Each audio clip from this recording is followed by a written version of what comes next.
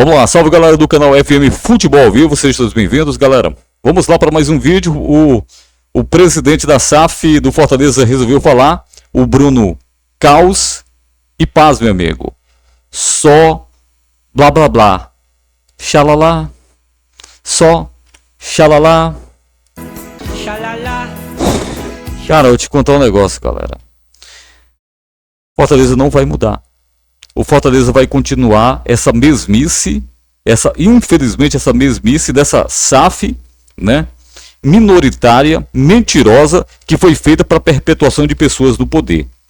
Ele em nenhum momento falou da transformação da SAF em uma SAF majoritária e que essa SAF pudesse ser colocada à venda por um grande investidor.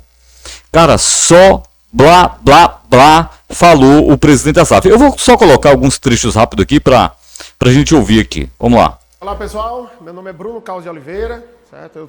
Tenho 40 anos atualmente, tá? Estou na gestão do clube há 2 anos, tá? E atualmente como presidente do Conselho de Administração da SAF do Fortaleza Esporte Clube.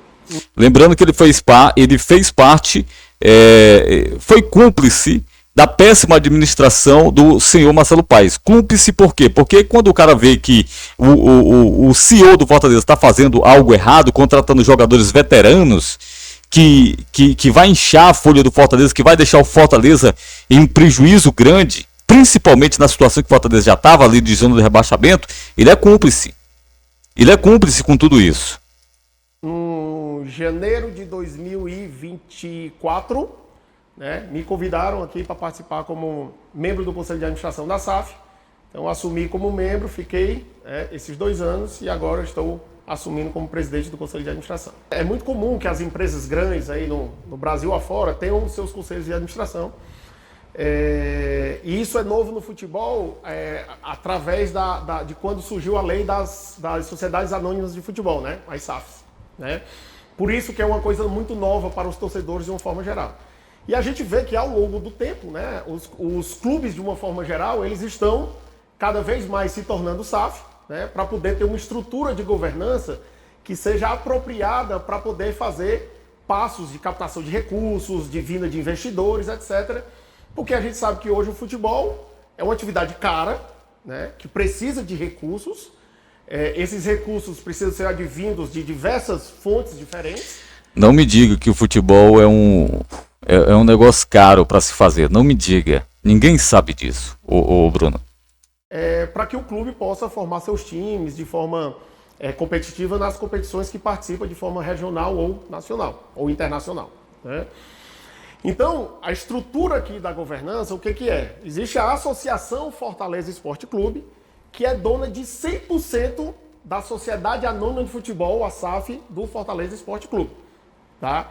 E a SAF, como essas outras empresas, ela é formada por órgãos de administração. O órgão máximo de administração de uma sociedade anônima é a Assembleia de Acionistas. A Assembleia de Acionistas, hoje, da SAF, é apenas a associação formada pelo seu Conselho Deliberativo. Certo? A partir daí, existem os órgãos de gestão, a gente fala de administração. Vou adiantar, vou só adiantar aqui, galera, porque aí é só blá blá blá. No Conselho de Administração, todo o trabalho do Departamento de Futebol ao longo do tempo, comitê de pessoas, e a gente teve um infortúnio de cair para a Série B, a gente tem uma necessidade de reestruturação muito forte. Então, nesses momentos, é mais importante que o Conselho de Administração esteja muito presente nas tomadas de decisão do clube. Então, eu, por exemplo, tenho reuniões diárias com o Pedro Martins, o CEO do clube, outros membros do Conselho que estão participando de alguns temas específicos, com o Rodrigo, que é o CFO do clube, e por aí vai. Tá? Por quê? Porque diariamente nós temos a obrigação de tomar decisões que são muito importantes e influenciarão o Fortaleza ao longo dos próximos anos, e não só nessa temporada em si. Tá? Então, assim, de forma bem geral, é assim que o Conselho de Administração funciona em conjunto aqui com a diretoria estatutária, a diretoria executiva do clube. Coisa que vocês não fizeram com o Marcelo Paes, né? Situação de estabilidade, como nós estamos hoje também, um dos principais pontos de discussão e acompanhamento do Conselho de Administração é a execução do orçamento do Conselho. Do Conselho não, do clube como um todo, né? E uma pauta fixa que nós temos em reuniões nossas é que todos os meses a gente acompanha quanto de receita entrou, o que entrou de receita, se tem coisas atrasadas para entrar, o que teve de despesa, quais foram as despesas que estavam dentro do orçamento, que estavam fora do orçamento, por que estavam fora do orçamento e por aí vai. Tá? Então, uma das grandes diretrizes aqui do Conselho é essa questão do acompanhar a elaboração, né, o planejamento e a execução do orçamento ano após ano. Tá? Atualmente, né, nós temos uma situação muito específica em que a gente tem trabalhado diretamente e ajudando o Pedro e o departamento de futebol como um todo na formulação do elenco que nós temos. Por uma razão muito simples, isso é sabido por todos. Geralmente um clube que está na Série A tem uma folha salarial muito superior a um clube que está na Série B. Tá? Não me diga isso. Até porque o clube da Série A tem receitas muito superiores aos clubes que estão na Série B. Então, no movimento desse de decêndio, você precisa fazer uma reestruturação para adequar a folha salarial à nova realidade econômica do clube. Tá? E a realidade econômica ela é muito, muito complexa. Por quê? Porque o clube tem queda de receita em torno de 60% de um ano para o outro. E quando você vê empresas normais em dificuldade, a empresa caiu 10% no ano, caiu 5% no ano, caiu... E aí está entrando em dificuldade, está uma coisa mais suave. No mercado de futebol, a situação é muito mais séria. Porque você está lá no mês e de repente no outro mês você está ganhando 60%, R$1.000 por mês, certo? Aí é para a Série B. Eu falei de R$2.000 para R$800, é queda de 60% na receita. E assim a gente vive. Ele deu um exemplo de um cara que ganhava 2.000, depois passou 800. Eu disse, se esse cara tivesse pegado esses R$2.000 e tivesse investido, tivesse guardado na poupança, tivesse guardado o dinheiro dele, não ia passar sufoco no ano seguinte, porque ele ia ter recursos para suprir, né, esse ano que caiu a receita dele. Mas não foi isso que o Fortaleza fez. Não foi isso que o Fortaleza fez. Por quê? Porque o Fortaleza ele foi irresponsavelmente gastando e contratando jogadores mequetrefe ao longo desses 7 anos. Jogadores mequetrefe. Um mês para o outro. Não é, ao longo do tempo vai cair, não. É aqui. Virou a chave e caiu. Então isso torna o trabalho, obviamente, muito mais complexo, né? E que precisa de gestores financeiros que estejam muito presentes para poder ajudar essas tomadas de decisão, né? E que tenham pessoas que efetivamente estão comprometidas a cumprir com o orçamento para que o clube sempre esteja dentro de uma sustentabilidade financeira. Pior é o clube que entra numa roda, numa bola de neve em que começa a não ter mais controle sobre suas finanças e ao longo do tempo, meus amigos, não tem o que fazer. Se não controlar, ao longo do tempo, você vai aumentando endividamento, e chega uma hora que fica insustentável. Como a gente viu já a realidade de alguns clubes brasileiros ao longo dos últimos anos. Então nós precisamos trabalhar... Foi justamente isso que o Marcelo Paes, né, falou. E muitos times da primeira divisão vão quebrar, né? Por quê? Porque é mal administrado. E justamente pelo fato do Fortaleza ser administrado por você, ter feito parte também da administração junto com o Marcelo Paes, porque você era um dos responsáveis de fiscalização do Marcelo Paes e não o fizeram com competência, não é à toa que o Fortaleza caiu com um rombo milionário e que hoje está está rompendo os contratos que ele tem com jogadores que poderiam ser vendidos no mercado facilmente ou negociado. O Atlético Paranaense, por exemplo, o Atlético Paranaense caiu, ninguém viu o Atlético Paranaense dando de graça, rompendo o contrato dos seus jogadores, não. Muitos foram vendidos foram vendidos porque eram jogadores bons, né? Canóbio, outros jogadores lá, enfim. E outros permaneceram e outros foram emprestados com opção de compra, enfim. É isso que faz um time que tem bons jogadores, que tem ativo de verdade e que tem uma boa administração. Foi isso que o Atlético fez e depois fizeram grandes investimentos. Ou seja, a folha do Atlético ela girou em torno de 14 milhões por mês. Quase 70 milhões na temporada.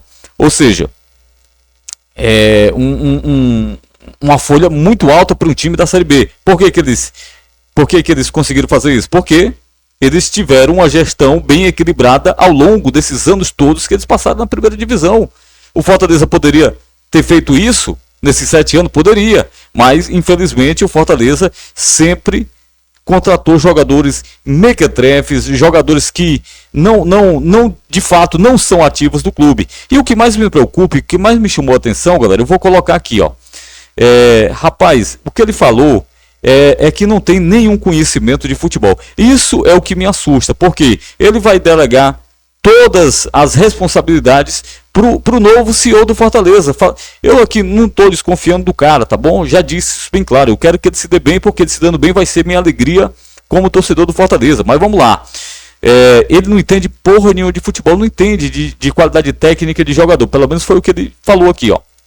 São decisões muito difíceis e que a gente precisa tomar no sentido de proteger o Fortaleza para o ano corrente e os anos seguintes. Tá? Então, toda decisão de empréstimo de jogador, de venda de jogador, de compra de jogador ou de empréstimo de um jogador vindo do outro clube para cá, sempre vai seguir critérios esportivos, técnicos. Estou aprendendo muito ao longo dos anos, mas não é minha expertise. Então o cara não conhece identificar um jogador tecnicamente, se ele é bom para vir para o clube ou não. Então por aí, galera, você tira o novo CEO, o novo presidente, né, do Fortaleza, que não conhece tecnicamente um jogador de futebol. Então, irmão, você está no lugar errado. Você não era nem para estar mais na SAF do Fortaleza, quanto mais sendo presidente do Fortaleza. Presidente da SAF do Fortaleza. A única coisa que você deveria fazer é um conselho, né, que você deveria fazer, irmão, era juntar esse grupo aí, transformar a SAF do Fortaleza em uma SAF majoritária, para vir um grande investidor para o clube, irmão, para acabar com essa patifaria, entendeu? De ter pessoas querendo se perpetuar no Fortaleza, querendo enriquecer as custas do Fortaleza. Porque quem for para dentro do Fortaleza vai enriquecer as custas do Fortaleza. E não é isso que o torcedor quer. O torcedor quer que a SAF do Fortaleza seja vendida por um grande investidor, e aí o grande investidor vai sim fazer grandes investimentos com grandes contratações. É só isso, irmão. É isso que a gente quer. Uma empresa compra o Fortaleza e venha grandes investidores fazer do Fortaleza um time forte, um time que venha a não ser só competitivo, venha a brigar por título. Porque ser competitivo é um time que vai só ali brigar para competir. Eu não quero um time que só venha brigar para competir. Eu quero um time que venha brigar por título. É isso que o torcedor do Fortaleza quer, briga por títulos. É surreal brigar pelo Campeonato Brasileiro? Mas quem sabe? Pode vir em Copa do Brasil, tem Sul-Americana, e isso é mais palpável para o Fortaleza. O Campeonato Brasileiro vai ficando bem distante a partir do momento que as equipes se tornam SAFs e que os investimentos são pesados. Mas o Fortaleza, quer queira ou não, brigou temporadas passadas, né? Mas é isso que a gente quer. A venda majoritária da SAF, que você em nenhum momento falou da palavra-chave, a palavra principal que o torcedor do Fortaleza, todos os influenciadores do Fortaleza têm que falar. Venda majoritária da SAF. Venda majoritária da SAF. É isso que tem que ser pregado, estampado, né, estampado em faixas, para que esses caras entendam de uma vez que eles não são donos do Fortaleza, que o Fortaleza tem que ser vendido através, majoritariamente, né? Tem que ser transformado em uma SAF majoritária e depois ser vendido para um grande investidor. É isso que a gente quer. Eu não quero mais outro futuro Marcelo Paes no Fortaleza não, irmão. Eu quero a venda da SAF majoritariamente. É só isso que eu quero como torcedor do Fortaleza. Mas é isso, galera. Valeu, um forte abraço a todos.